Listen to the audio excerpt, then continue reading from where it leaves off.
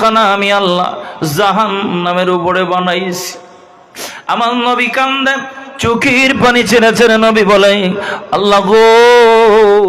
সমস্ত নবী রাসূলের মিম্বর কানা তুমি ডান দিকে বানাইছো, আমার মিম্বর কানা কেন বাম দিকে দুজকের উপরে বানাইছো জানতে চাই। আমার আল্লাহ কয়, বন্ধু আমি আল্লাহ আপনাকে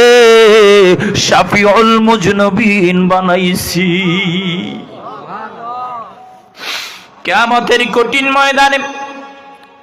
যেদিন জাহান্নামীদের জন্য আমি আল্লাহ এক গ্লাস পানির ব্যবস্থা পর্যন্ত রাখবো না, পানি পানি বলে মুসলিমরা, জালেমরা, বেনামাজিরা, গুনাহগাররা পানি পানি বলে চিৎকার করবে, আমি আল্লাহ তাদের জন্য পানির পর্যন্ত ব্যবস্থা রাখি নাই গো, তাদের জন্য কোনো ছায়ার ব্যবস্থা রাখি নাই। অর্ধ হাত উপরে যখন চলে আসবে সূর্যটা, গরমের কারণে জমিনটাকে আমি আল্লাহ তামা বানায় দেব, নিচে তামা, উপরে সূর্য গরম গরম, গরমে পসিনার মধ্যে সাঁতার কাটবে মুজরিমরা, জাহান্নামীরা, তাদেরকে আল্লাহ পানির জন্য চিৎকার করবে, আমি আল্লাহ তাদেরকে পানি দিব না। লা ইয়াযুকুনা ফিহা বারদান ওয়ালা শারাবা ইল্লা হামিমা ওয়া গাসসাকা,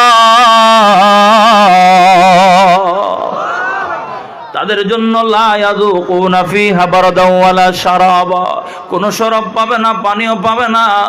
ইল্লা ব্যতীত হামিমা,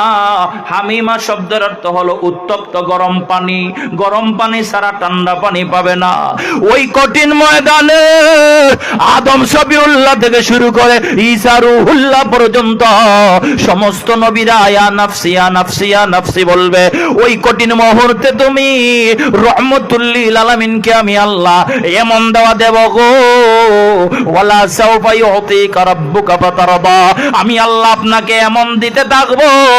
আপনি নবী সন্তুষ্ট হয়ে যাবেন, আপনার গুনাহগার উম্মতদেরকে শাফাআতের অধিকারী বানায়া দিব।